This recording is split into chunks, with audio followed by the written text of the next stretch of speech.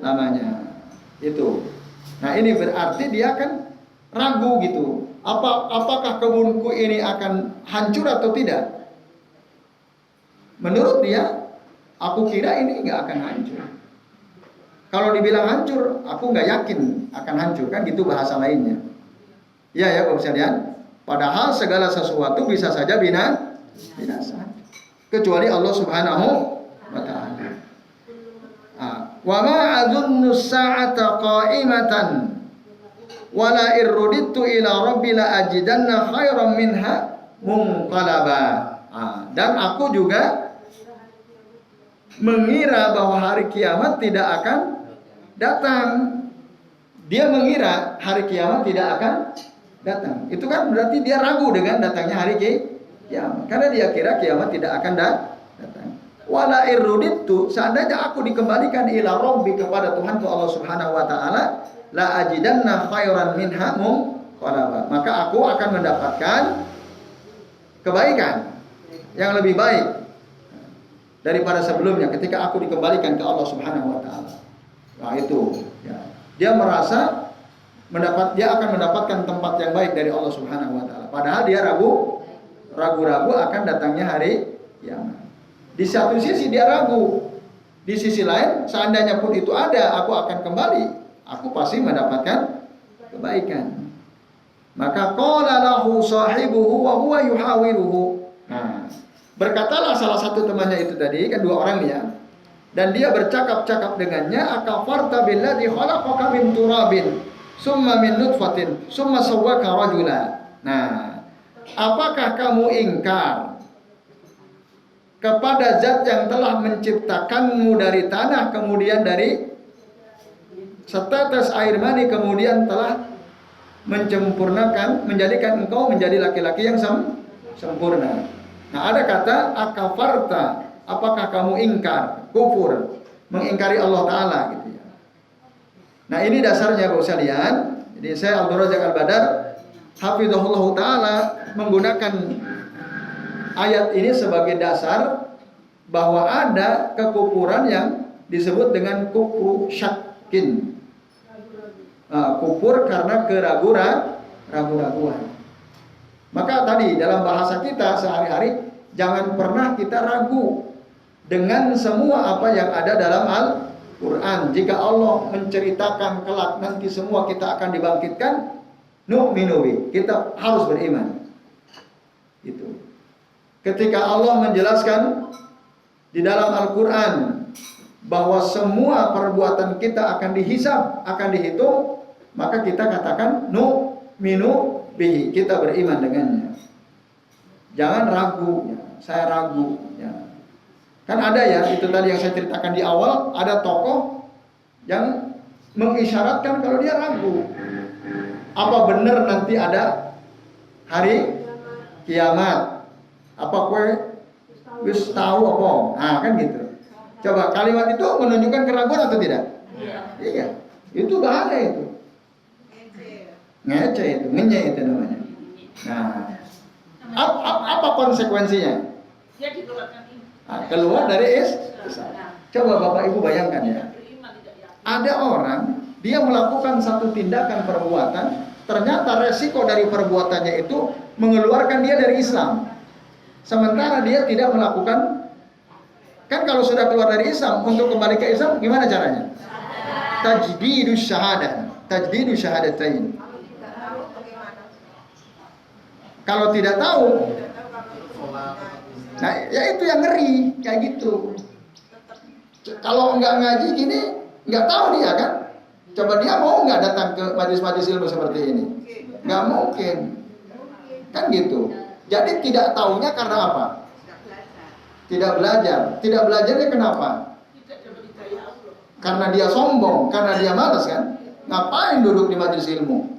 Wong aku wis sugih kau yang ini iki, pintar aku iki. Nah, hadir ke majelis ilmu. Misal ya. Itu contohnya ya misalnya. Maka itu nggak bisa jadi alasan untuk dirinya nanti kelak di hadapan Allah Ta'ala. Ya Rob, aku nggak tahu. Nah, Bapak Ibu, ketidaktahuan itu ada dua macam. Ada ketidaktahuan yang memang dimaafkan oleh Allah Ta'ala. Ada ketidaktahuan yang tidak akan dimaafkan oleh Allah Ta'ala. Jadi tidak semua orang yang tidak tahu dimaafkan, tidak. Nah, satu ya, ketidaktahuan yang menyebabkan dia dimaafkan oleh Allah Ta'ala adalah apa? Tidak tahu karena memang dia belum mendapatkan ilmunya. Sementara dia sendiri terus berusaha untuk mencari ilmu. Tapi kan ilmu itu luas. Ya atau tidak? Seandainya kita, Bu, Pak, setiap hari ngaji, apakah kita akan tahu semuanya? Seandainya kita tiap hari ngaji loh. Banyak yang kita nggak tahu. Ilmu Allah itu luas, bagaikan lautan tak bertepi. Nggak mungkin akan ada habis-habisnya. Lah kok kita ngaji baru seminggu 3 kali aja merasa sok tahu banget ya? Gitu. Ah itu. Jadi kita nggak tahu. Maka ya kita sudah ngaji, tapi belum nyampe ilmu. Ternyata yang kita lakukan salah. Yang seperti itu dimaafkan. Ketidaktahuan yang seperti itu dimaafkan. Karena apa? Dia memang betul-betul enggak tahu, tapi dia berusaha tahu. Dia ngerasa saya ini bodoh, makanya dia ngaji. Ada majelis taklim di mana? Sana, datang. Di sana, datang. Kenapa? Saya ingin mengangkat kebodohan dari diri saya ingin thalabul ilmi. Tapi kan banyak ilmu yang juga belum tersampaikan di majelis kan? Ya atau tidak? Ya, banyak sekali. Nah, kan juga harus hati-hati ya, setiap pengajian datang. Iya, ya tentu harus hati-hati. Milih-milih boleh ya. Menyeleksi itu penting ya. Mana majelis ilmu yang ya kita sebaiknya hadir dan mana majelis ilmu yang sebaiknya kita tidak perlu hadir misalnya. Dari mana kita tahu ya isi yang dibahas? Berarti harus hadir dulu ya. Ya, boleh. Ya, untuk boleh. Tapi kalau sudah ada teman ngomong, Bu, jangan hadir ke sana. Kenapa? Oh, di sana pengajiannya nggak pernah kita ditunjukkan dalil dari Al-Quran, dari Sunnah. Bahkan si pengisi pengajiannya itu justru ngajak kita untuk menjadi pengikut dia gitu misalnya. Untuk menjadi pengikut ormasnya dia. Bisa ada orang ngomong gitu, wis ra usah hadir misalnya. Apa kita aku ora percaya tak hadir saya? Ya, sebenarnya udah cukup gitu. Apalagi yang ngomongnya udah bukan hanya 1 orang, 2-3 orang ya sudah tidak perlu hadir. Tapi ya penasaran bisa aja sih ya. Nah, bisa saja. Cuma nanti khawatir jangan-jangan terbawa juga kan gitu. Karena kepandaian ya yang ngisinya itu dalam berretorika, akhirnya kita kena subhatnya. Resikonya ada 2 ya. Resiko pertama bisa jadi oh benar ternyata.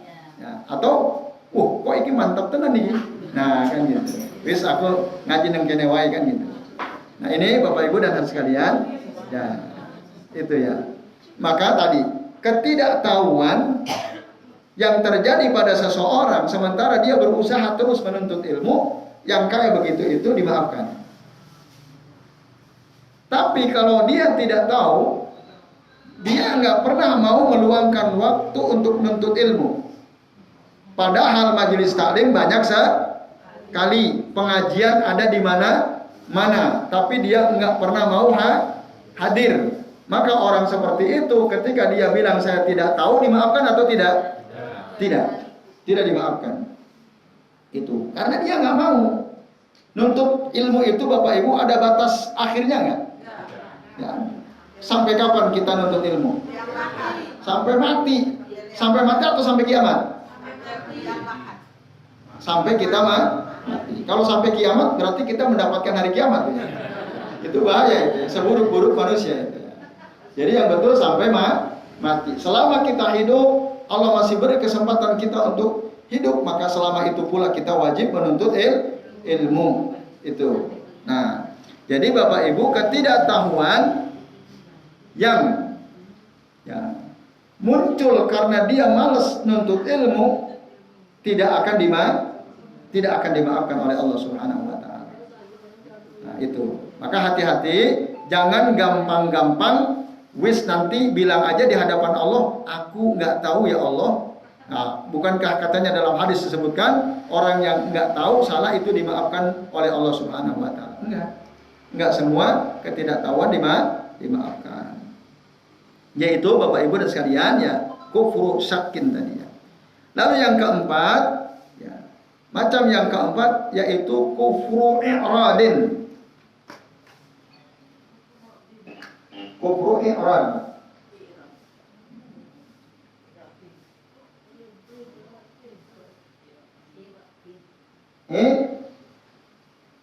I'radin.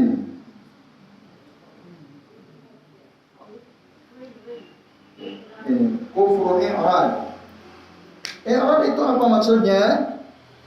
I'rad itu berpaling. Kekufuran yang dilakukan dengan cara dia berpaling. Berpaling dari kebenaran. Berpaling itu apa maksudnya? Melengos, ya bisa juga melengos. Nah, jadi ini loh dalam Al-Quran dikatakan begini, ini loh dalam sunnah Nabi SAW begini. Nah, dia berpaling, dia nggak mau. Nah, nggak mau melihat, nggak mau mengakui gitu. Nah, dia memalingkan dirinya dari dalil yang benar, ya, baik dari Al-Quran maupun dari hadis Nabi Shallallahu Alaihi Wasallam. Ada nggak Bapak Ibu yang seperti itu? Dia berpaling, nggak mau. Disebutkan ini loh dalam Al-Quran seperti ini. Wis, nggak usah. Aku rak butuh, gitu ya. Al-Quran. Aku rak butuh hadis Nabi. Misalnya ada orang berkata seperti itu. Nah, bapak-bapak dan ibu-ibu serta hadis kalian, misalnya begini.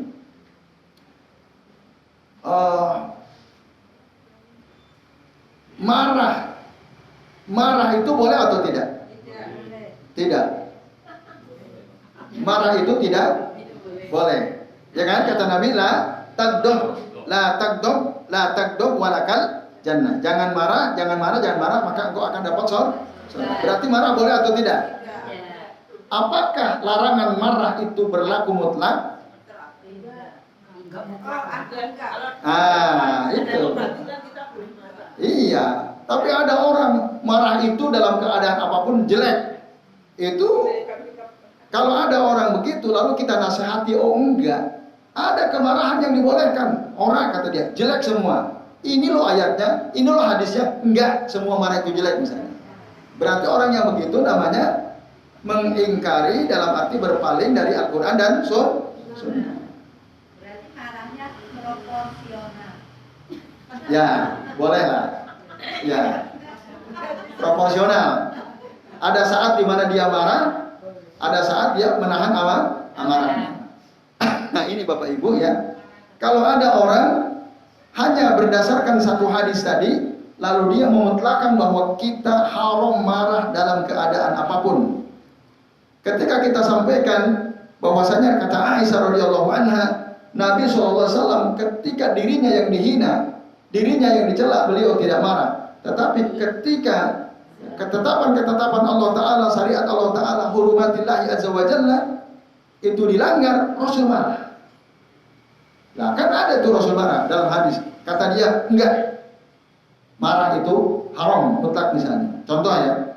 Maka sikap begitu, padahal kita sudah sampaikan hadis dalil dari hadis Nabi, lalu dia tetap menolak. Dia bilang marah itu mutlak haram, berarti dia sebenarnya telah apa?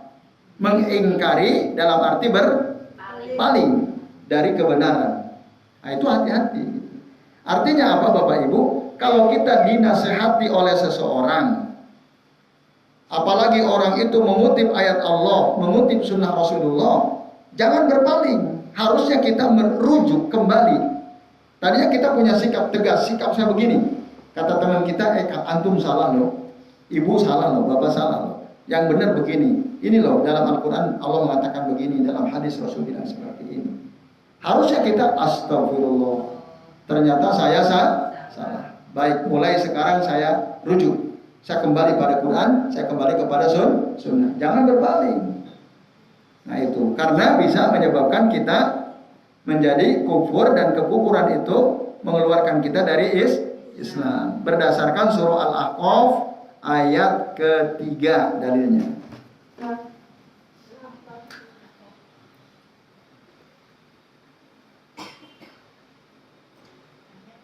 Ayat 3.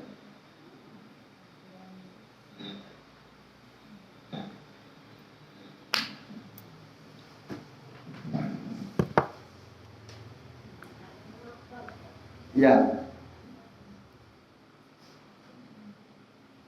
Di bagian akhir surah Al-Ahqaf ayat ke-3. Bagian terakhir ya. Allah Ta'ala berfirman, ya, ma khalaqnas samawati wal arda wa ma bainahuma bil haqqi illa bil haqqi wa ajalin musamma walladzina kafaru amma unziru mu'ridun, kata Allah.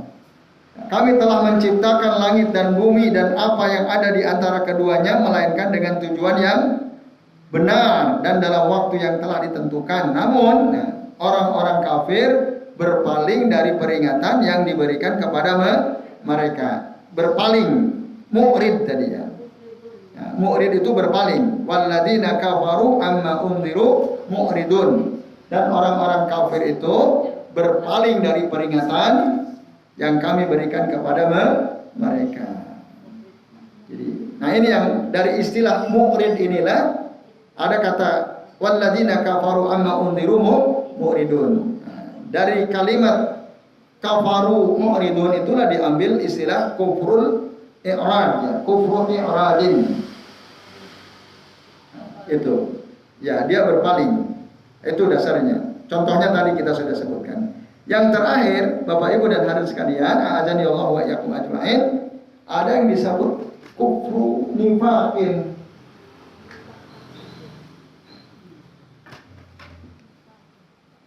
Yang kelima disebut apa? Kufru nifaqin.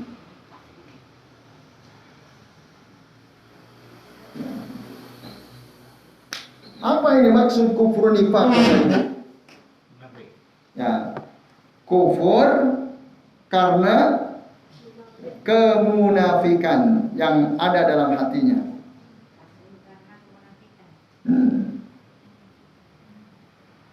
Lisannya sih ngomong dia beriman, tapi hatinya mengingkari. Itu yang disebut kufur nifaq. Hatinya dia mengingkari. Ada bapak-bapak jamaah yang mungkin mau masuk bingung. Saya kejar. Ya. Kecewa. Ya. Ini ya Bapak Ibu dan hadirin sekalian. Jadi jangan sampai secara lisan kita mengakui, tapi hati kita menolak. Ya, hati kita menolak. Ya, pada. Oh, ternyata Al-Mukarram ini ya. Kira orang baru ya. Malu-malu nih. Mungkin tadi ditengoknya nggak ada bapak-bapak ya. Ya baik sekalian, a'adzani Allah wa iyyakum ajmain. Jadi ya, kekufuran yang bisa mengeluarkan kita dari keislaman adalah termasuk kufru nifaq. Yang dalam hati kita, yang ada dalam hati kita tidak sama dengan apa yang kita ucapkan. Itu nanti lambat laun akan menutup hati kita dari hidayah Allah Subhanahu wa taala. Itu bahaya sekali ya. Kalau kita secara hati mengingkari walaupun lisan kita mengatakan kita beriman. Nah, dalilnya ada dalam surah Al-Munafiqun ayat ketiga. Ya. Surah Al-Munafiqun ayat ketiga. Nah, ini Bapak Ibu sekalian.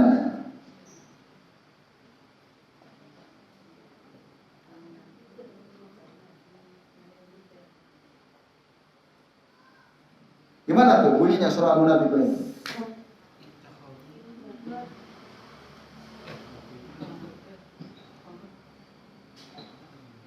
Idza ja'akal munafiquna qalu nashhadu innaka la rasulullah wallahu ya'lamu innaka la rasuluh wallahu yashhadu innal munafiqina lakadzibun ittakhadhu aymanahum junnatan fasaddu an sabilillah innahum sa'a ma kanu ya'malun dzalika bi annahum amanu summa kafaru fatubi'a ala qulubihim wa hum la yafqahun. Nah, itu ayat 3. Ayat berapa? Bukan itu. Yang tadi saya bacakan ayat 1 sampai 3. Iya. Kalau dalil tentang kufur nifaq ada pada ayat ke-3. Itu. Dzalika bi annahum amanu summa kafaru fatubi'a ala qulubihim fahum la yafqahun. Ya, hal itu disebabkan karena awalnya mereka beriman. Summa kafaru, kemudian mereka kafir, ingkar. Lalu akhirnya apa? Fatubi'a ala qulubihim, hati mereka dikunci mati oleh Allah Ta'ala. Terus fahum la yafqahun, dan mereka tidak sadar, tidak mengerti. Itu hati ngeri banget kan? Tahu-tahu dikunci mati saja oleh Allah tuh hatinya karena tadi kemunafikannya. Wah, itu ngeri itu. Maka orang yang kufur nifaq itu ancamannya dia akan dikunci mati itu hatinya oleh Allah Ta'ala. Nah, munafik itu kan jelas apa yang diucapkan dengan apa yang ada dalam hati berbeda. Ya, jadi ini Bapak Ibu dan hadirin sekalian, a'azanillahu wa iyyakum ajmain. Jadi 5 macam kekufuran ini itu bisa mengeluarkan seseorang dari agama Islam. Maka harus hati-hati. Nah, otomatis dia juga menjadi pembatal tauhid kekufuran itu. Tapi ada, ini kan macam yang pertama, ya kan? Ini A. Yang B-nya adalah kufrun asgor, kekufuran yang kecil. Nah, kekufuran kecil ada enggak? Ada. Tapi tidak menyebabkan pelakunya keluar dari Islam. Tidak. Tapi akan menjadi sebab dia dimasukkan ke dalam neraka. Artinya masuk neraka tapi enggak akan selama-lamanya. Kalau ini dilakukan oleh seseorang, batal kan tauhidnya, batal keislamannya. Dia akan, selama dia tidak melakukan tajdid syahadatain, maka dia meskipun masih sholat, meskipun masih puasa, dia tidak akan diterima sampai dia melakukan tadi, ya, menyadari bahwa dia telah keluar dari Islam, akhirnya dia melakukan tajdid syahadatain, ya, dia memperbaharui syahadatnya, asyhadu an la ilaha illallah wa asyhadu anna Muhammadan Rasulullah, atau asyhadu an la ilaha illallah wahdahu la syarikalah wa asyhadu anna Muhammadan abduhu wa rasuluh. Baru saat itu dia taubat, astagfirullah, astagfirullah.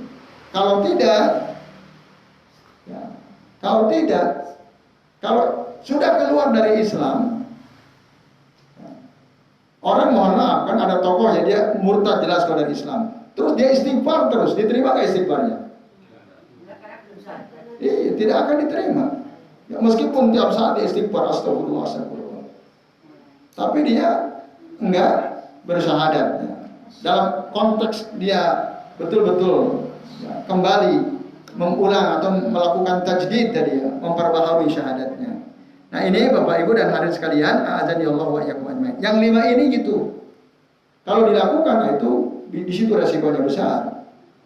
Kalau dia masuk neraka, berarti masuk nerakanya lama-lamanya. Tapi syahadatnya itu harus disaksikan orang atau dia sendiri bersyahadat? Tergantung sikapnya dia itu. Waktu dia melakukan kemungkaran, kekufuran tersebut di depan orang atau sendirian.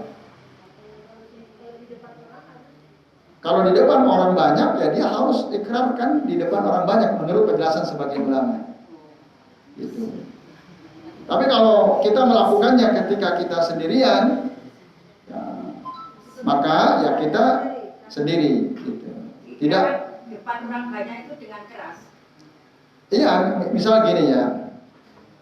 Bapak Ibu menghina Nabi itu tindakan kekufuran atau bukan? Kekufuran. Dalam surah Taubah ada ayatnya. Iya kan? Dulu ada orang, ini orang munafik, menuduh Nabi dan para sahabat itu sebagai orang-orang yang doyan makan, kalau ngomong suka bohong, dan kalau ketemu musuh pengecut, berpaling. Kata dia ya. Lalu ada sahabat dengar, kadzabta, bohong kamu, innaka munafik, kamu munafik. Saya akan sampaikan ini kepada Nabi SAW. Nah, sebelum sahabat ini lapor ke Nabi, Allah sudah kasih tahu ada orang bilang ya tadi menghina Nabi dan para sahabat. Nah, lalu turunlah surah Taubah. Gimana bunyi ayatnya? Wala in sa'altahum la yaqulunna innama nahnu apa?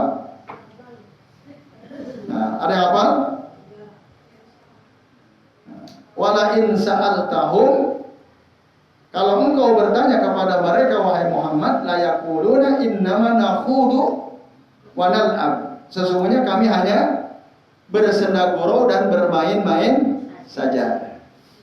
Qul, katakanlah kepadanya, abillahi wa ayatihi wa rusulihi kuntum tastahzi'un. Apakah Allah ayat-ayatnya dan Rasulnya engkau jadikan sebagai bahan olok-olok, gitu kan? La ta'tadiru, janganlah kalian minta maaf. Qad kafartum, kata Allah. Ba'da imanikum, sungguh kamu sudah kafir setelah kamu beriman. Gara-gara apa? Menghina Rasul sallallahu alaihi wasallam. Allah bilang qad kafartum, kafir, kamu sudah kafir. Ba'da imanikum, setelah kamu beriman.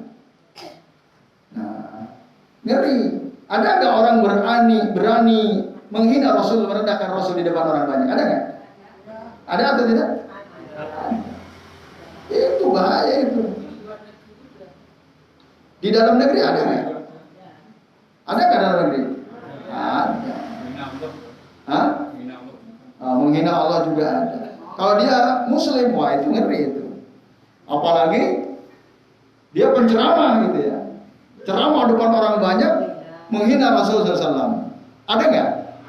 Ada. Nah, ada. Viral lagi kan? Ngeri itu, hati-hati. Ya. Bapak Ibu dan sekalian, ada ya. Tokohnya siapa? Cari sendiri, silakan ya. Nah itu. Tapi yang jelas itu ada. Ada yang melakukan hal itu menghina Nabi SAW. Maka itu bahaya sekali. Itu dianggap dia telah melakukan perbuatan kekufuran. Nah, batal tuh tauhidnya, batal tuh keislamannya.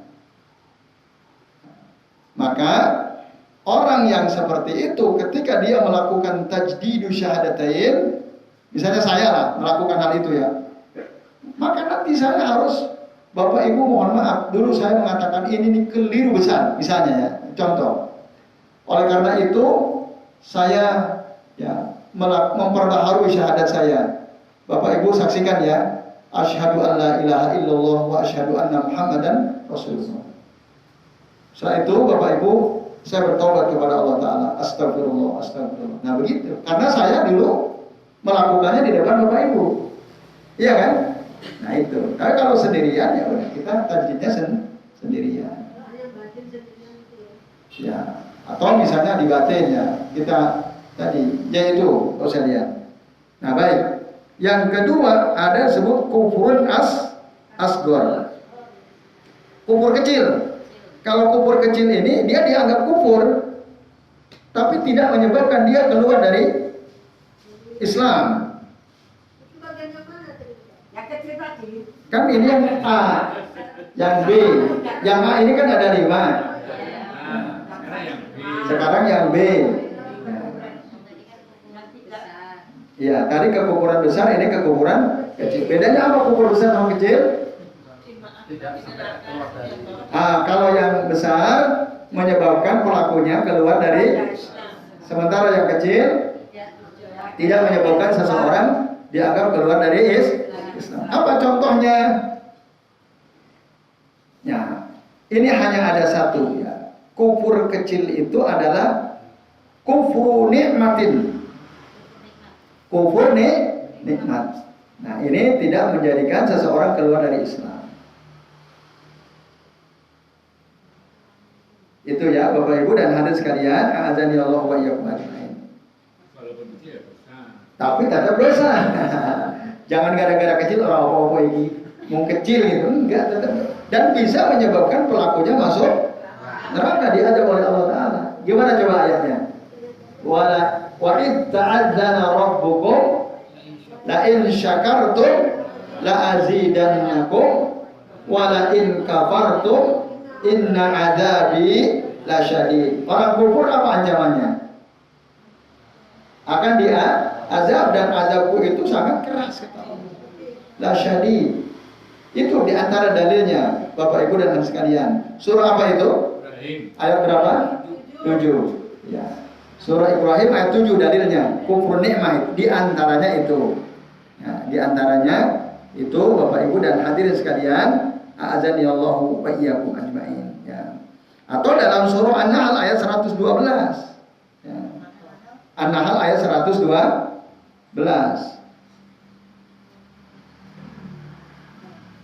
Allah Subhanahu wa taala berfirman, wa daraballahu masalan qaryatan kanat aminatan mutmainnah ya'tiha rizquha ragadan min kulli makanin fakafarat bi an'amillahi fa'adaqaha Allahu libasal ju'i wal khaufi bima kanu yasna'un. Itu Allah telah memberikan perumpamaan suatu negeri. Negeri itu dulu aman, tentram, nyaman, rezekinya datang dari seluruh penjuru, ya, melimpah dari setiap tempat. Lalu penduduknya ingkar, kufur terhadap nikmat-nikmat Allah yang telah Allah berikan kepada mereka. Akhirnya apa? Maka Allah menimpakan kepada mereka ya bencana berupa kelaparan, ketakutan disebabkan karena perbuatan mereka sendiri. Tuh, ada kufur nikmat. Maka korot bi'an umillah. Gimana? Kalau satu zat senantiasa jadi beda, kemungkinan karena kekufuran masyarakat itu. Iya, suatu negeri, suatu desa itu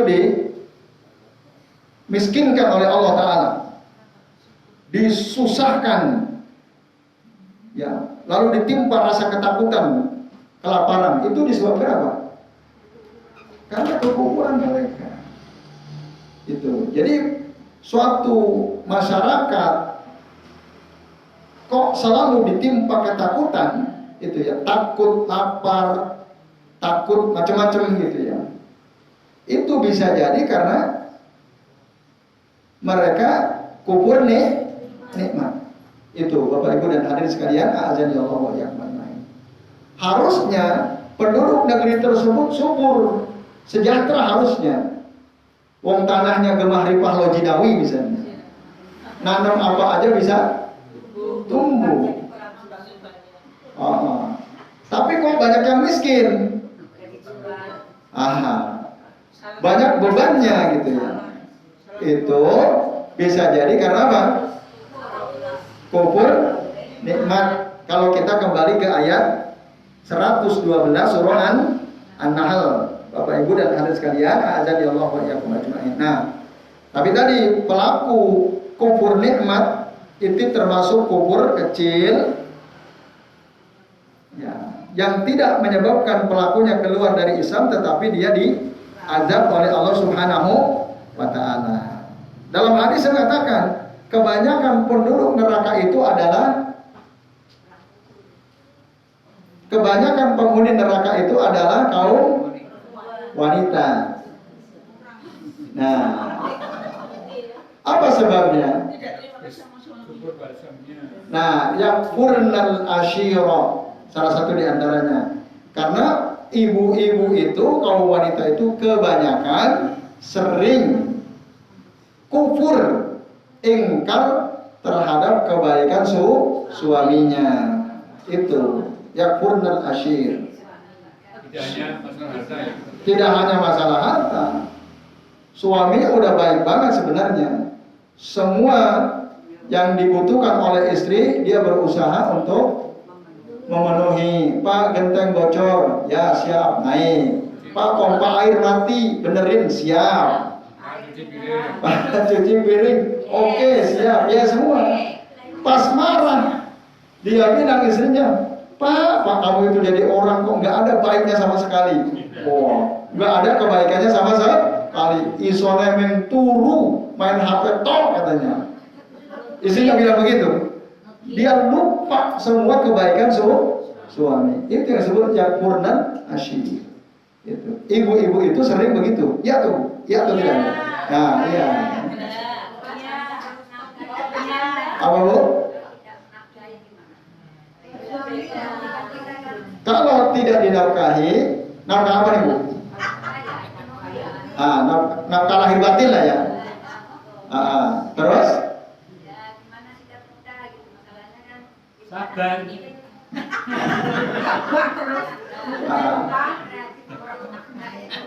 Ya. Ya. Baik. Satu perlu dirinci. Suami tidak menafkahi istrinya, itu sebabnya apa? Itu. Kalau sebabnya harus dicari dulu sebabnya. Dia sebenarnya udah berusaha, udah nyari, tapi nggak ketemu-ketemu kan gitu. Akhirnya dia belum bisa menafkahi istrinya dengan baik, itu bu ya. Nah maka yang seperti itu tetap ditaati. Kan bahkan disupport, didorong. Pak, bu ya, oh ini dikasih saran. Gitu. Kalau jenengan bukan disuruh-suruh bukan. Nah, maksudnya dikasih solusi. Kita ibu coba Pak ini, coba ini yuk bareng sama saya. Kan gitu supaya suaminya itu termotivasi. Oh ya siap. Kalau begitu tapi belum mampu menafkahi dengan baik, maka tetap taati dan disupport gitu. Tapi kalau dia memang betul-betul males, nggak mau, ya.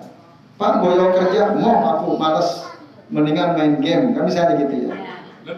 Oh, capek aku kerja gitu ya misalnya. Dia nggak mau, ya. Tanggung jawab loh Pak, aku kan istrimu, iki anak-anakmu mau makan, mau sekolah piye, terus golek dewe kono, misalnya, cari sendiri misalnya. Nah, apakah itu kan pertanyaannya? Apakah istri perlu mentaati suami model seperti ini? Tidak. Karena kewajiban dia terhadap istrinya dia tidak penuhi. Gitu. Sebagian ulama mengatakan kalau begitu faktanya istri tidak wajib taat. Gitu. Maka memang ketaatan istri kepada suami itu biasanya berbanding lurus dengan kesungguhan si suami dalam menafkahi keluarganya. Artinya semakin sungguh-sungguh, semakin dia berusaha keras, otomatis anak istri akan semakin taat itu otomatis biasanya. Kecuali istri yang tak tahu diri. Nah, yang tak tahu diri tadi yakfurnal ashir. Suaminya udah kerja keras, udah berusaha, tapi masih juga enggak taat. Nah, kayak gitu bahaya itu. Itu yang bisa menyebabkan si istri tadi masuk neraka. Jadi ini ya Bapak Ibu dan hadirin sekalian, azan ya Allah wa iyyakum ajmain. Ustaz, maaf. Iya. Bisa kaget. Iya. Kan itu suaminya misalnya agak marah tadi. Iya. Sayangnya istrinya bertekad. Agak malas dengan malas lain loh Bu ya. Ya, tapi Tingkatannya berbeda ya. Iya. Yang ekstrim saja malas gitu ya. Ya. Akhirnya istrinya tuh bertekad.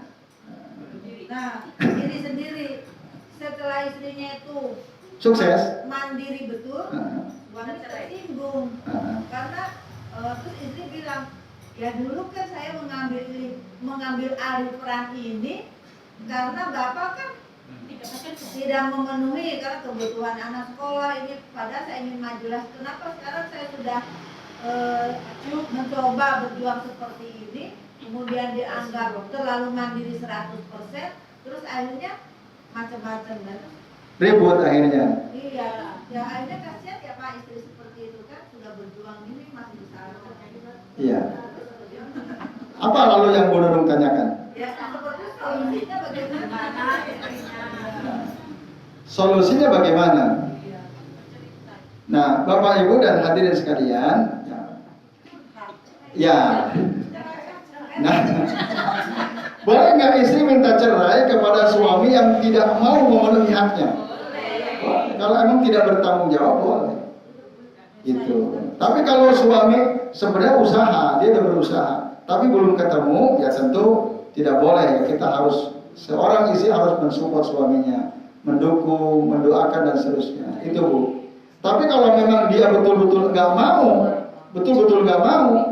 wis boleh dewe gue, cari sendiri gitu. Akhirnya istrinya bangkit, sukses, berhasil ya dengan usahanya. Nah, terus ternyata suaminya marah-marah gitu ya. Ya, tadi Ibu, yang pertama tentu cerai itu pilihan terakhir. Ya, kalau bisa ya jangan. Nah, kalau bisa, tinggal dipahamkan. Nah Pak, gitu toh. Dulu jenengan malas, nggak mau. Sekarang ketika aku kerja keras, bisa mandiri, panjenengan sekarang protes. Dulu kan aku mengambil peran ini karena jenengan malas gitu. Nah itu ya harus halus dulu, jangan keras langsung gitu ya. Nah nanti, kasih pemahaman. Ayo kalau kita memang mau keluarga kita ini harmonis, ayo bareng-bareng kita saling dukung gitu. Panjenengan dukung aku, ya aku dukung jenengan, kan gitu. Kalau masih bisa diajak kerjasama bareng-bareng. Kalau sudah tidak bisa, ya apa boleh buat kan gitu. Nah ini. Jadi tadi kalau memang suaminya betul-betul tidak mau memenuhi hak istri, ya boleh istri ambil tindakan. Coba kalau istrinya nggak kerja, siapa yang memenuhi kebutuhan anak istri? Ada atau tidak? Kan nggak ada gitu. Nah ini Bapak Ibu dan sekalian, oleh karenanya setiap istri harus mendukung suami dan suami harus semangat untuk berusaha mencari nafkah buat anak istrinya, ya, sambil terus berdoa kepada Allah, semangat. Karena kata Nabi apa? Nabi mengatakan, ya, al-mu'minu al-qawiyyu khairun wa ahabbu ilallahi minal mu'minid dha'if. Seorang mukmin yang kuat itu lebih baik dan lebih dicintai oleh Allah daripada mukmin yang lemah. Lemah dalam arti apa? Kuat dalam arti apa? Banyak hal. Ya, secara ilmu, secara ekonomi, ya, secara fisik, mukmin yang kuat itu lebih baik dan lebih Allah cintai. Walaupun semua orang mukmin tetap baik. Ya. Lalu Nabi bilang apa? Ihris ala ma yanfa'uka. Ya. Wasta'in billahi wala ta'jizanna, kata Nabi. Semangatlah kamu untuk mendapatkan apa yang bermanfaat bagimu. Mintalah tolong kepada Allah Ta'ala, jangan lemah. Itu pesan Nabi. Ya. Jangan lemah. Artinya apa? Kita disuruh untuk terus berusaha, semangat, ya, tapi juga terus berdoa, minta tolong kepada Allah. Semoga Allah gampangkan rezeki kita. Nah, kalau gagal, jangan loyo, bangkit lagi, cari lagi cara yang lain dan seterusnya. Itulah pesan dari Nabi Sallallahu Alaihi Wasallam dalam hadis sahih riwayat Imam Muslim. Jadi, gitu Bu ya, Bu Salami.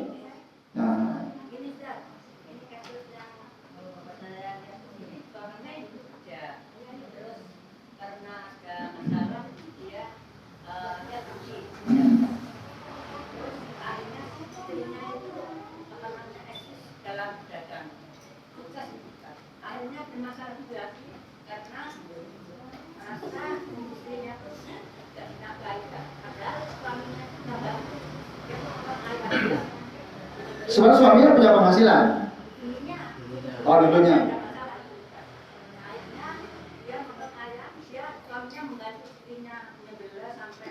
pasar apa-apa, apakah dengan membantu itu merupakan suatu nafkah karena ya adalah lain gitu Karena ada apa? karena ada mangkat kaki yang pertama kan suaminya ada kerja. Oke, nah, terus keluar. Terus istrinya buka usaha jual ayam. Akhirnya istrinya lumayan berhasil. Akhirnya suami ditarik, terlibat dalam usaha istrinya itu. Ah. Oh. Jawabannya iya. Iya. Jadi suami kalau sudah terlibat membantu usaha istri, ya harusnya kan istri menggaji suami toh. Iya kan? Menyembeli, motongin, nganter, itu kan bagian dari pekerjaan yang mendukung kesuksesan usaha istri. Jika itu dilakukan oleh bukan suaminya, maka si ibu ini wajib nggak membayar gaji kepada yang bantu? Wajib. Nah, itu ya. Intinya ikhtiarnya ya. Oh ya, berarti suami itu sudah berusaha bangkit, ikhtiar. Nah, dan bahkan itu lebih baik sebenarnya. Iya kan? Lebih baik.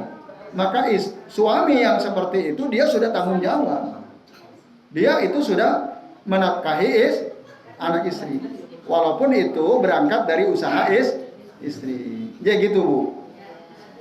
Jadi jangan diremehkan itu sikap suami yang akhirnya ya membantu usaha istrinya dan tambah sukses kan itu. Ya itu, Bu. Ya. Allahu a'lam bishawab. Baik ya. Terakhir nih ya, karena sotonya udah datang ini. Baksonya udah datang. Gimana? Silakan. Kalau ya kita dulu waktu ngaji itu kita sering puasa nanti sering ya mencela perbuatan Allah. Contohnya ya kayak hujan nanti mau kerja, mau berangkat kerja, mau ada acara, mau hujan kayak gini. Termasuk ukur yang besar apa kecil kayak gini. Sama ini Ustaz. Iya. Tidak terima dengan ketetapan Allah Ta'ala ya. Misalkan ya Pak Amar zikir, saya merasa terganggu. Yang viral ini, hanya pikiran saya terganggu dengan zikirnya. Ini termasuk apa ya? Padahal sama-sama muslim. Terus itu diuapkan, diceritakan di publik. Seperti itu. Kira-kira saya ini termasuk gimana? Kalau kita merasa terganggu dengan zikir saudara kita ya, sama muslim. Termasuk gimana? Ya, baik.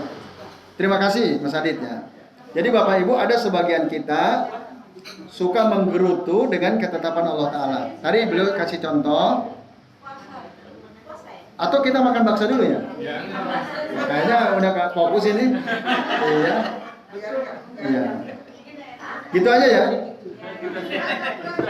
Ya. Ya, maksudnya makan bakso dulu baru jawab. Ya, gimana Bu?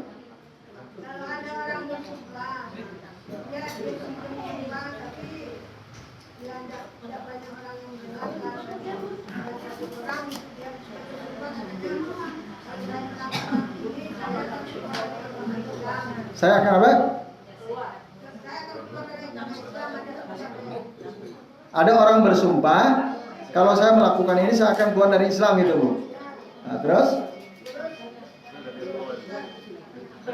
Atau telepon dulu terima.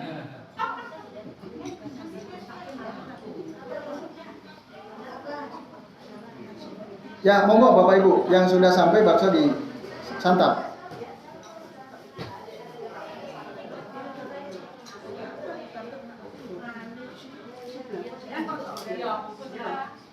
Jadi kan dia bersumpah kalau melakukan ini Yang puasa berapa ya? Yang puasa berapa? Pak Anwar puasa? Ustaz nggih? Ya. tapi dia melanggar. Ah. Dengan puasa. Iya, iya kan dia. Kalau saya begini saya akan keluar dari Islam. Iya.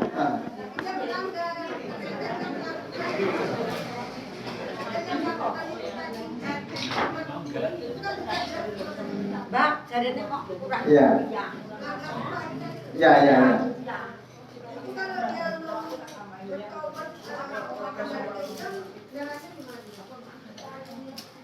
Ya itu harusnya kata-kata yang tidak perlu terucap ya. Kalau saya makan bakso, saya akan keluar dari Islam misalnya. Harusnya nggak perlu. Atau apa misalnya? Kalau saya berzina misalnya, saya keluar dari Islam. Itu nggak perlu begitu. Ngapain kita bersumpah akan keluar dari Islam? Apa faedahnya? Kan nggak ada. Harus dari hulu. Itu satu nggak boleh itu. Kayak gitu itu nggak boleh. Sumpah itu sumpah yang jelek dan sumpah yang tidak perlu dipenuhi. Sumpah yang tidak perlu dipenuhi kayak gitu. Nah, tinggal dia istighfar dari sumpahnya yang salah itu. Itu aja.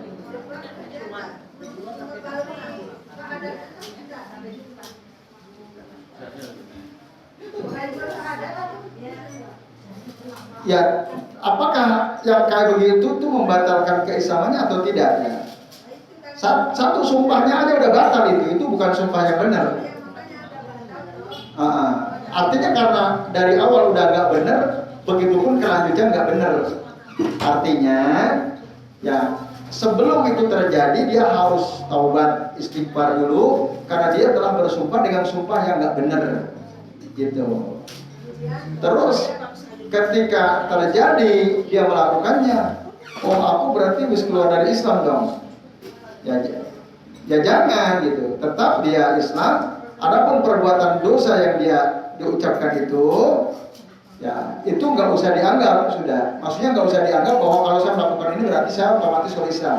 Nggak usah dianggap karena itu sumpah nggak benar. Ya apakah dia harus mengucapkan 2 kalimat syahadat? Yang kami pahami sih tidak perlu. Ya dia harus ingkari, yang jelas itu nggak benar. Iya, taubatan nasuha. Ya. Gitu. Baik. Ini terakhir ya.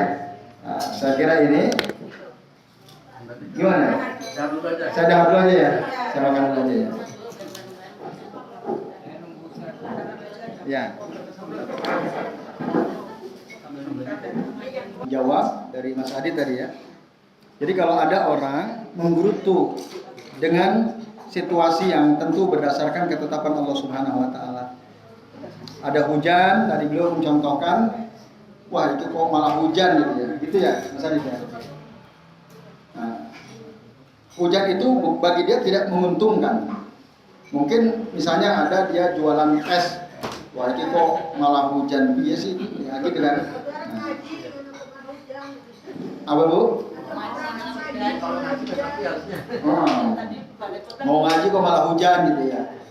Ya itu berarti dia tidak menerima takdir Allah Ta'ala. Kata-kata itu mengisyaratkan kalau dia tidak menerima takdir atau ketentuan Allah Subhanahu wa Ta'ala. Nah harusnya dalam hadis riwayat Imam Muslim, Rasulullah SAW mengatakan, ya, wa in asobaka syai'un, kalau kamu ya, tertimpa sesuatu yang kamu tidak inginkan atau yang kamu tidak suka, nah, maka apa yang kita katakan? Ya, yang kita katakan qaddarallahu wa ma syaa fa'ala. Qaddarallahu wa ma syaa fa'ala. Ini adalah ketetapan Allah Ta'ala. Apa saja yang mau yang Allah kehendaki Allah akan lakukan. Udah gitu kalimatnya. Iya, atau diringkas qadarullah itu. Qadarullah aja udah cukup. Qadarullah. Ini adalah takdir Allah. Hujan, udah jualan es banyak banget, tiba-tiba hujan deras. Qadarullah. Wa ma syaa fa'ala. Nah ini ya Bapak Ibu dan sekalian, itu Mas Adit ya, yang harusnya diucapkan ketika kita mendapatkan situasi yang tidak nyaman, tidak menguntungkan buat kita. Ucapkan qadarullahu wa ma syaa fa'al. Yaitu. Jadi jangan mengeluh. Nah, karena keluhan bisa tadi merusak keimanan kita, wabil khusus terhadap iman terhadap takdir. Iman terhadap takdir. Yang kedua, zikir. Ada orang merasa risih dengan zikir seseorang. Bapak Ibu, zikir itu diperintah atau tidak? Diperintah. Ayatnya jelas banyak ya. Di antaranya dalam surah Al-Jumu'ah ayat 10. Fadhkurullaha katsiran la'allakum tuflihun.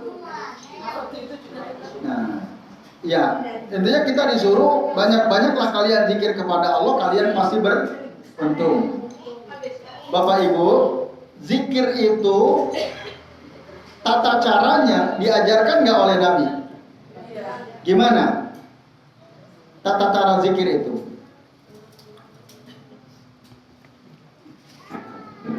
Diajarkan atau tidak Bapak Ibu oleh Nabi SAW zikir? Iya kan? Diajarkan. Nah, gimana tuh tata cara zikir yang diajarkan Nabi itu?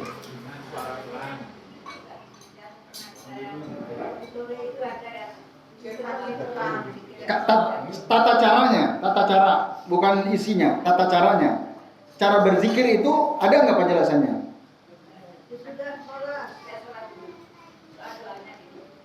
Apakah zikir harus setelah sholat? Tidak. Kapan saja, di mana saja bisa. Maksud saya, cara berzikir itu ada nggak contohnya? Gimana? Itu zikirnya, caranya. Hah? Nah, itu ya. Bapak sekalian, kita buka Al-Quran. Dalam surah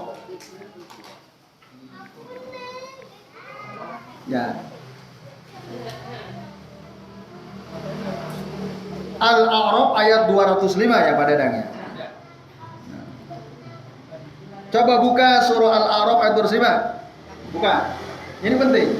Ini cara yang diajarkan oleh Allah dalam Al-Quran. Surah apa? Al-A'raf ayat 205. Coba perhatikan ayat ini.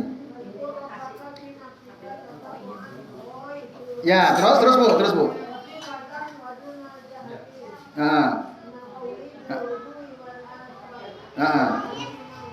Artinya Bu, yang keras. Dan ingatlah Tuhanmu, berzikirlah pada Tuhanmu dalam hatimu. Terus ambil manggis dulu Bu.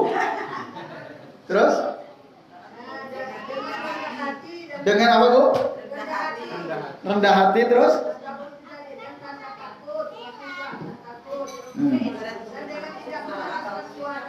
Dan tidak mengeraskan suara.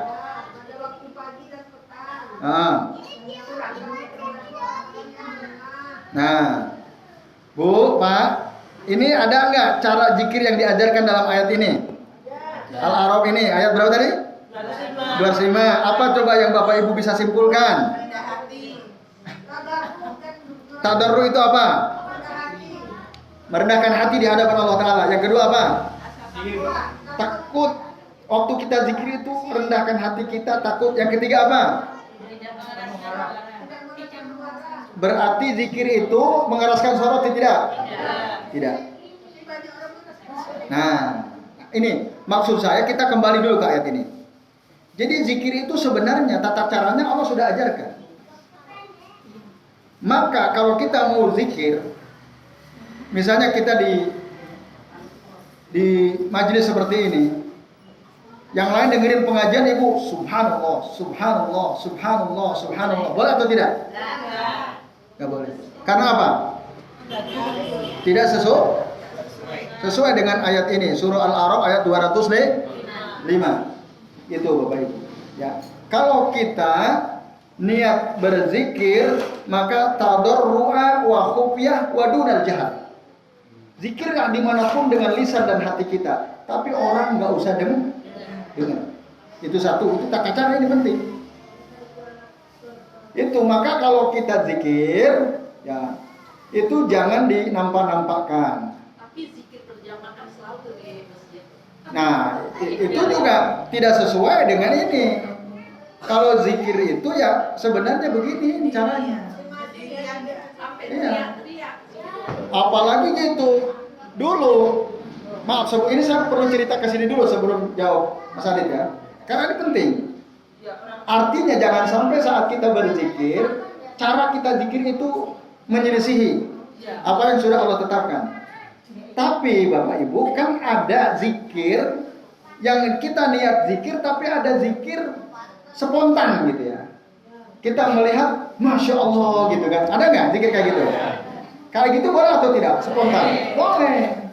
Gitu. Astagfirullah, kok gitu amat tuh orang kan gitu. Kayak gitu boleh atau tidak? Boleh. Spontan. Di luar kendali kita. Tahu-tahu lisan kita ini mengucapkan kalimat thayyibah, itu bagus. Tapi kalau kita niat zikir, ya dikeras-keraskan. Kalau tadi kan tindakan spontan. Nah, kalau spontan, ya hampir rata-rata kita kan begitu kan. Itu justru tindakan spontanitas yang positif. Daripada ujung buneng gitu ya, buset gitu ya. Mohon maaf kan ada gitu. Wah itu kan buruk sekali. Ya seorang muslim tidaklah keluar dari lisannya harusnya kecuali kebaikan. Kaget dia, Masya Allah. Kagum dia, Masya Allah. Allahu Akbar.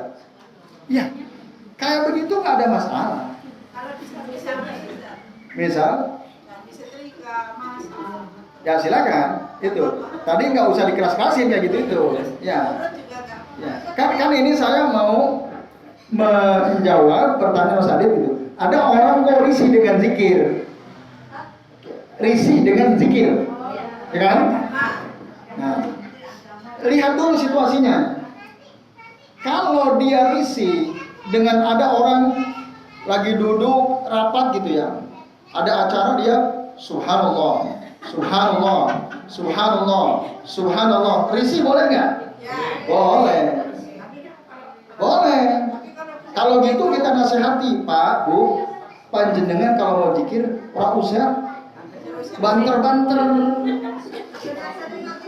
Iya, ayatnya kan jelas. Apa dalilnya kalau kita nasihati kalau zikir jangan banter-banter? Al-A'raf ayat 205. Ya itu dasarnya. Kita merasa risih terganggu dengan orang seperti itu, boleh, dan bahkan kita harus nasihati dia. Pakai dalil, kita dalilnya jelas, surah Al-A'raf ayat 205. Nah, ini ya sekalian, karena Allah bilang wadkur rabbaka fi nafsika. Dan ingatlah Tuhanmu, berzikirlah kamu kepada Tuhanmu di hatimu dalam dirimu, tadarruan. Dengan merendahkan hati, menghinakan di hadapan Allah Taala, wa khufya. Khufya di sini sebagian mufassir mengartikan dan takut kepada Allah Taala. Nah, ini sekalian ya. Kemudian, nah, dunal jahri minal qauli, tidak dikeraskan ketika kita mengucapkan itu enggak keras. Itu dasar kita. Maka kita tegur, Pak, niki wonten acara kono rumu ke. Nah, kalau panjenengan mau zikir, ojo seru-seru gitu. Kita merasa risih dengan cara zikir begitu boleh. Boleh. Tapi nah, situasi yang kedua adalah orang berzikir mengeluarkan kalimat thayyibah spontan, keras spontan karena kagum terhadap apa yang dia lihat gitu ya. Atau mungkin aneh gitu ya dengan apa yang dilihat, subhanallah gitu ya. Atau tadi Masya Allah, Allahu Akbar gitu ya misalnya. Spontan tadi ya, sekali lagi spontan. Lalu kita risih. Nah, boleh atau tidak? Tidak. Harusnya kita nggak risih. Spontan harusnya kita pun iya. Ya, gitu. Ya setidaknya kita nggak perlu merasa risih dengan zikir model seperti itu, karena itu muncul dengan suara spontan. Nah, tapi memang kita harus tahu konteksnya. Tapi kalau kita lihat videonya kan konteksnya namanya sedang ada acara, terus mungkin ada pengumuman ini dan itu, lalu si fulanah ini spontan, masya Allah kan gitu, Allahu Akbar mungkin gitu ya. Harusnya dalam keadaan seperti itu kita tidak perlu merasa risih harusnya. Kalau itu kemarin kayaknya seperti ini Ustaz. Itu si itu. Si agama itu. Ya. Dia kan tidak tahu. Mungkin dia itu mungkin ya karena keterbatasan ilmunya. Tapi untuk mengalihkan itu dia bilangnya pikirannya buyar karena tadi saya mendengar Hilang konsentrasi. Dia kan konsentrasi. Profesor ini kok seperti ketua majelis taklim saja. Dia seorang profesor itu kan berarti menghina banyak orang. Ya. Ketua majelis taklimnya dihina, terus profesornya dihina, terus ini kan menghina Allah. Kalau dikir itu loh, itu apa dosanya termasuk yang mana tadi sama B tadi. Iya. Makanya tadi kami perlu menjelaskan tata cara zikir termasuk konteks dalam berzikir. Maka tadi mari kita buka tuh surah Al-A'raf. Artinya tidak mutlak orang yang risih dengan zikir nggak boleh. Ada kalanya kita boleh saja. Dalam konteks apa? Karena yang zikir itu caranya keliru kan gitu. Ya atau tidak? Tadi udah jelas kan? Karena Allah sudah terangkan dalam surah Al-A'raf ayat 105. Tapi tadi kan ada situasi di mana orang spontan tiba-tiba lisannya itu karena mungkin dia ahlu zikir ya. Dia sering zikir ketika ini karena orang terbiasa zikir, akhirnya nanti yang keluar kalimat yang baik kan, secara spontan gitu. Bahkan mungkin jadi terdengar oleh orang yang dekat dengan dirinya kan gitu. Subhanallah, masya Allah. Kayak gitu itu, yang nggak ada masalah. Nah maka orang yang spontan keluar dari lisannya kalimat thayyibah dan terdengar suaranya, mestinya kita tidak perlu risih, mestinya tidak perlu risih. Iya. Bahkan kita bersyukur, alhamdulillah nih orang ini orang baik nih ya. Tidak ada keluar dari mulutnya, lisannya kecuali kebaikan karena zikir tadi ya di sini. Harusnya begitu harusnya. Nah, makanya tadi kalau kami perlu kita tahu betul konteksnya seperti apa yang diceritakan di video itu. Tapi memang kita bisa meraba-raba kan. Kayaknya kan gitu. Kita hanya bisa bilang kayaknya kan. Kayaknya kira-kira kalau kita lihat videonya kira-kira zikir si ibu yang dimaksud itu zikir yang spontanitas atau zikir yang diniatkan. Ya tapi pelan tadi sambil mendengarkan itu kan sambil zikir kan boleh juga kita sambil mendengarkan pengajian sambil zikir. Nah ini kalau mungkin nggak akan selesai kan? Nah, kita harus tahu konteksnya intinya itu harus tahu konteksnya.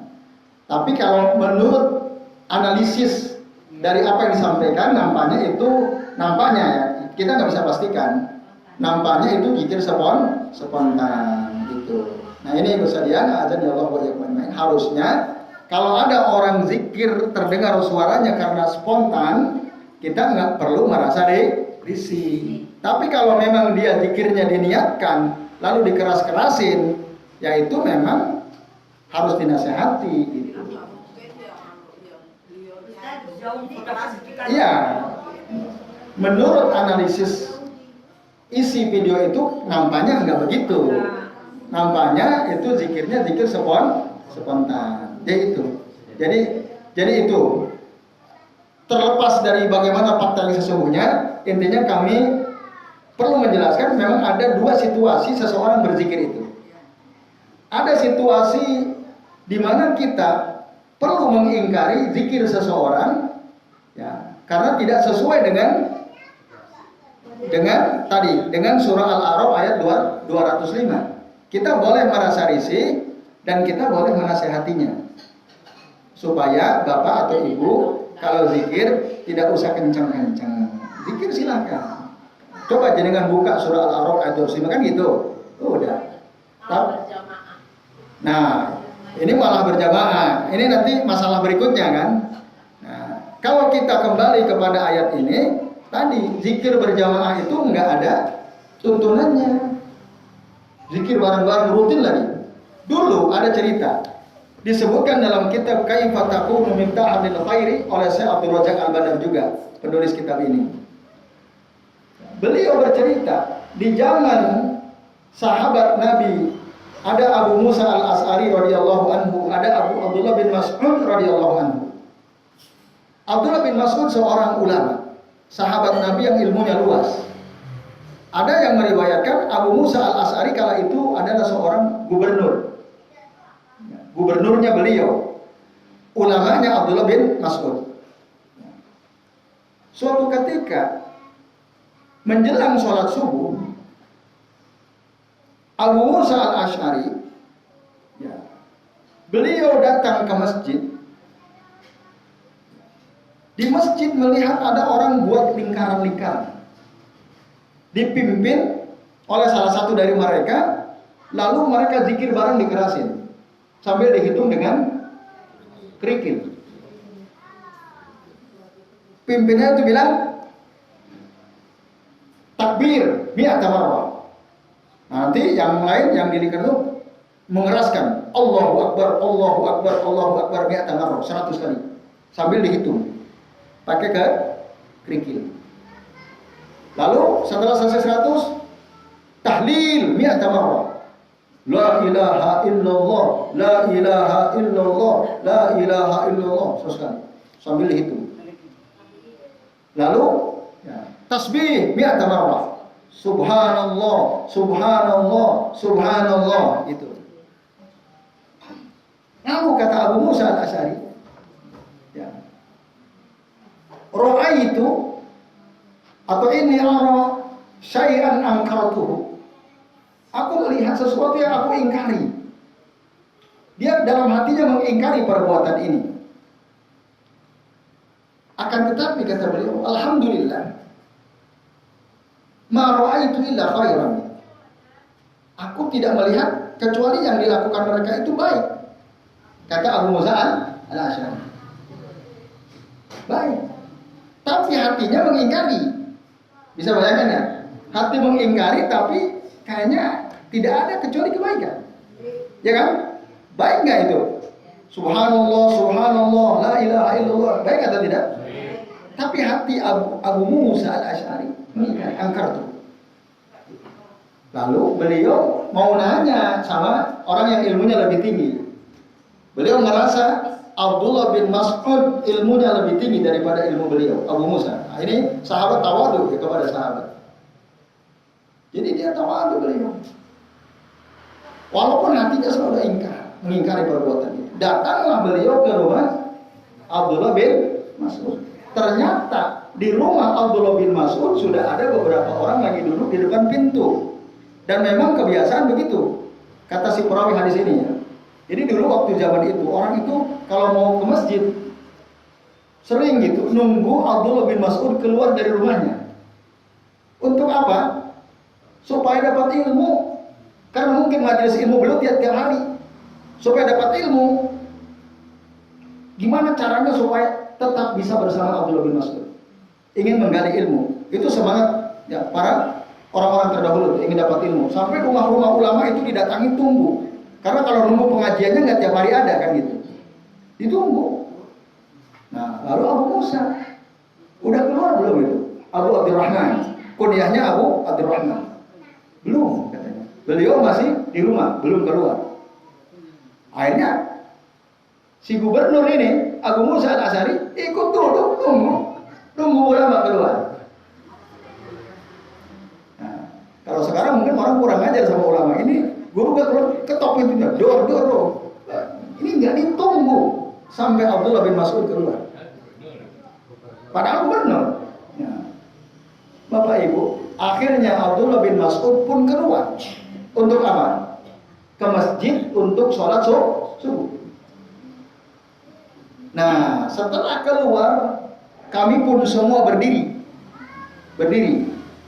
Ya, untuk berangkat ke masjid bersama Abdullah bin Mas'ud. Disitulah Abu Musa bertanya, wahai Aba Abdurrahman, tadi aku ke masjid Di masjid aku melihat ada orang membuat lingkaran-lingkaran, ada pemimpinnya, lalu dikomando untuk takbir, tahlil, tasbih sambil dihitung dengan kerikil. Singkat cerita, ya, Abdullah bin Mas'ud bilang, tadi antum waktu lihat itu apa yang antum lakukan? Saya tidak melakukan apa-apa, gitu. Karena saya ingin minta fatwamu, saya ingin minta keterangan dari kamu dulu. Ini tawadunya Abu Musa ini. Ya, mendahulukan orang yang beliau lebih berilmu daripada dirinya. Jadi aku nunggu bagaimana dulu pendapat engkau gitu. Akhirnya kata Abdullah bin Mas'ud, kenapa tadi antum tidak suruh saja mereka untuk menghitung keburukan mereka? Saran Abdullah bin Mas'ud, kenapa antum tidak suruh aja mereka untuk menghitung keburukan mereka, dan antum katakan sama mereka, saya jamin ya, kalau kebaikan yang kalian lakukan pasti tidak akan hilang. Betul atau tidak Bapak Ibu? Kebaikan sedikit apapun nggak mungkin hilang, nggak usah dihitung. Kalau mau hitung keburukan. Nah, itu saran dari Abdullah bin Mas'ud. Akhirnya Bapak Ibu, mereka melanjutkan perjalanan, lalu ditanya salah satu lingkaran itu oleh Abdullah bin Mas'ud, apa yang kalian lakukan ini? Ya, wahai Aba Abdurrahman, tidaklah yang kami lakukan ini melainkan adalah sebuah kebaikan. Kata mereka begitu. Ini adalah kebaikan yang dengan kerikil ini kami menghitung tasbih kami, takbir kami, tahlil kami. Ini sesuatu yang baik. Nah, lalu kata Abdullah bin Mas'ud, tadi sama seperti saran beliau kepada Abu Musa. Kenapa kalian tidak hitung-hitung saja keburukan kalian? Soal kebaikan saya jamin tidak akan ada yang hilang dari kebaikan kalian. Itu. Nah, lalu kata-kata mereka, tidaklah kami melakukan ini kecuali menurut kami ini kebaikan. Lalu kata Abu Musa, kam min muridil khairi lan yusibahu. Berapa banyak orang yang menginginkan kebaikan tapi dia enggak mendapatkan kebaikan itu. Termasuk kalian. Itu kenapa? Masih banyak sahabat Nabi masih hidup, itu banyak mereka, baju mereka masih bagus, gelas-gelas mereka belum pecah. Kenapa kalian cepat sekali kalian binasa? Padahal sahabat masih banyak yang hidup. Jadi yang kalian lakukan itu nggak pernah tuh dilakukan oleh Nabi, nggak pernah diajarkan oleh Nabi. Gitu. Apa coba perbuatan yang dilakukan mereka yang menurut mereka baik tapi Nabi tidak ngajarin apa? Zikir bareng-bareng dengan suara keras, dihitung-hitung pakai kerikil. Itu. Jadi semua itu nggak pernah dicontohkan Nabi. Ya, kami kan tidak hitung pakai kerikil. Iya, tapi kan kalian zikirnya keras. Nah, itu nggak pernah diajarkan oleh Nabi. Maka dulu ada ustadz, itu sering ngadain acara zikir bareng kan? Itu banyak yang nasihati beliau itu. Bahkan saya punya kitab dari seorang ustadz yang isinya nasihat kepada ustadz yang sering ngadain zikir bareng-bareng itu. Iya.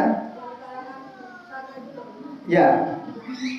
Intinya dari manapun lah, ya. Intinya dari manapun, kalau zikir itu dengan yang ikutilah surah Al-A'raf ayat 205 gitu. Iya, sebaiknya begitu. Mereka nggak melihat kok. Melihat apa? Ada di Quran itu larangan. Yang baca kok ya, kadang-kadang nggak mau. Wallahu a'lam kalau itu. Kalau ibu tanya saya nggak tahu. Kita perlu tanya mereka memang. Antum tahu nggak gitu loh? Ini loh ada ayat bunyinya seperti ini.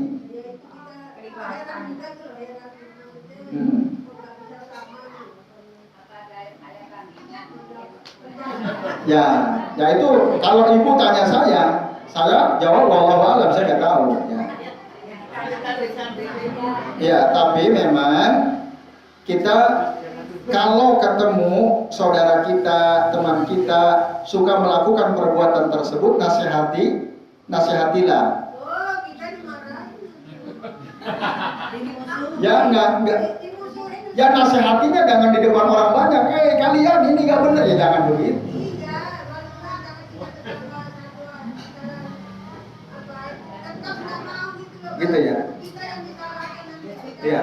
nggak tahu, nggak ngerti. Iya. Iya. Memang begitu. Ahlul bid'ah itu susah dikasih tahu karena mereka pasti merasa lebih benar. Makanya tadi malam kan kajian kita itu apa? Ahlul bid'ah itu lebih disukai oleh iblis daripada ahlul maksiat. Karena mereka merasa lebih benar gitu. Padahal dalilnya jelas. Ini tadi maksud saya yang terakhir ini. Masih ada lagi.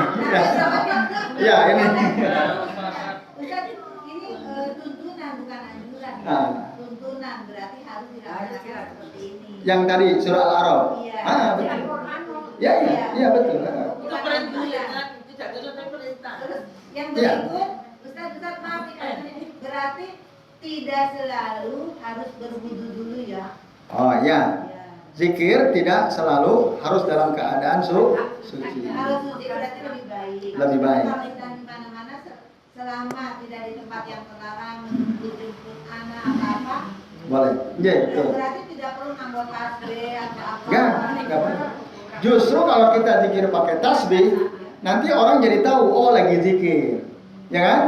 Nanti orang tahu, tambah bangga kita. Oh, aku di wilayah ahli. Nah, jadi ria. Jadi yang jumlahnya ditentukan itu hanya zikir yang setelah sholat wajib. Enggak, ada yang lain. Oh, yang lain juga Ada. Jadi gini, selama dalam dalil tidak ada keterangan jumlah, maka kita jangan membatasi jumlah. Kan zikir itu ada muqayyad bil zaman, muqayyad bil makan, muqayyad bil adad.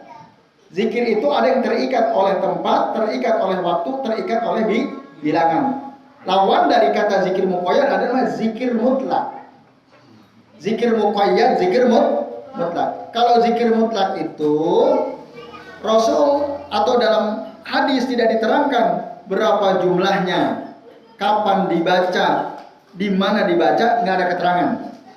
Contoh, nah, kalimatani khafifatani, ya kan?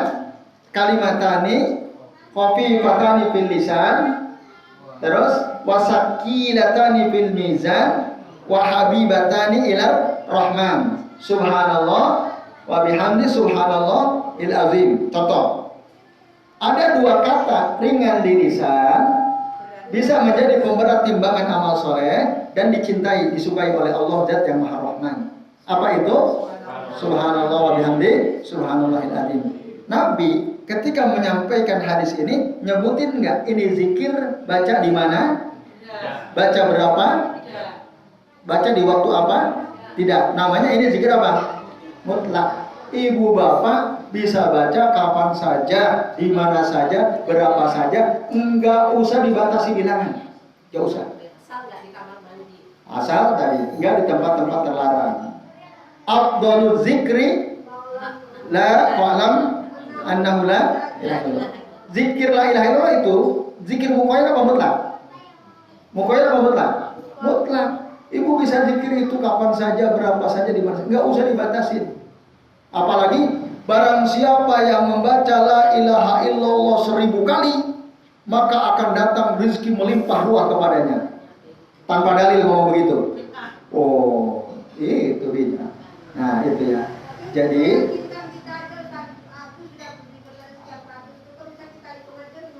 ya kalau untuk diri sendiri bisa aja, bisa.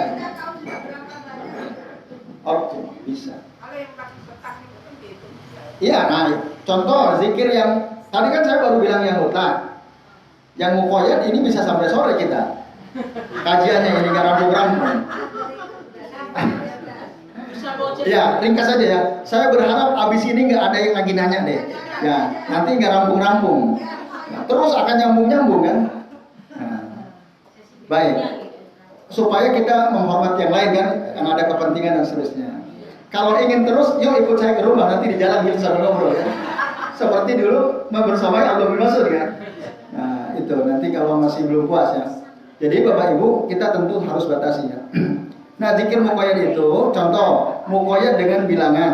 Zikir setelah selesai sholat, ada tasbih 33, takbir 33, tahmid 33. Itu harus dilakukan seperti itu. Kalau Bapak Ibu, saya masih kuat 33, 100 aja saya kuat. Kalau saya 100 aja deh, boleh atau tidak? Karena Nabi sudah menentukan jumlah. Itu. Zikir pagi, baca gimana? Bismillah. Subhanallah wa bihamdi mi'ata marrah wa bihamdi. Ya itu harus berusaha baca 100. Tapi kalau nggak bisa boleh atau tidak? Boleh. Karena kita misalnya tidak mampu ya. Waktunya udah keburu ngantuk misalnya. Tapi kalau kita tambahin, jangan 100. Lebih dari itu misalnya. Nah nanti itu pun ada dua bagian. Ada yang diisyaratkan oleh Nabi boleh lebih dari yang disebutkan. Ada juga yang seperti itu. Nah maka kita kalau Nabi menyebutkan angka, tapi Nabi juga mengisyaratkan boleh lebih dari itu, boleh. Yaitu Bu. Jadi ada banyak zikir yang oleh Nabi dibatasi bilangannya, maka nggak usah. Selama tidak ada isyarat dibolehkan kita melebihi itu, maka cukupkan seperti yang ditetapkan oleh Nabi Shallallahu Alaihi Wasallam. Karena sambil kita tutup kan, Iya. yang 100 nggak pakai tasbih, hanya kira-kira boleh. Makanya tadi nggak usah. Kalau nggak ada ketentuannya berapa, udah kita zikir aja sebanyak-banyaknya, tidak perlu.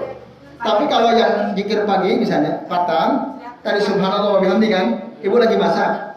Bu, Pak, mohon maaf, bisa nggak fokus lagi masak sambil ngitung ini 100 dulu, bisa nggak? Ngitung pakai ini bisa nggak? Nggak. Berarti butuh alat. Tasbih atau yang klik. Boleh nggak dalam keadaan seperti itu? Boleh. Karena itu hanya alat untuk membantu kita menghitung. Apalagi lagi masak, goreng bakwan. Nah kan nanti kalau nggak fokus bisa gosong bakwannya. Ya maka boleh pakai subhanallah, subhanallah. Boleh. Karena kan disebutkan 100 kali. Ada lagi yang menanya? Udah ya. Ya, jadi saya Bapak Ibu intinya sebenarnya kami sendiri senang ya kita punya semangat thalabul ilmi kan. Nah, tapi tadi waktunya tentu kita punya waktu. Semoga Allah tambah semangat kita semua ya Bapak Ibu yang terus semangat thalabul ilm. Semoga ditambah terus semangatnya oleh Allah Ta'ala. Ya, saya kira demikian. Mohon maaf jika apa yang kami sampaikan ada kesalahan dan kekeliruan. Mari kita akhiri dengan membaca doa kafaratul majlis. Subhanakallahumma wa bihamdika asyhadu an la ilaha illa anta astaghfiruka wa atubu ilaik. Wa sallallahu ala Muhammadin wa ala alihi wa sahbihi wa baraka wa sallama alaihi ajmain. Billahi taufiq wal hidayah. Wassalamualaikum warahmatullahi wabarakatuh.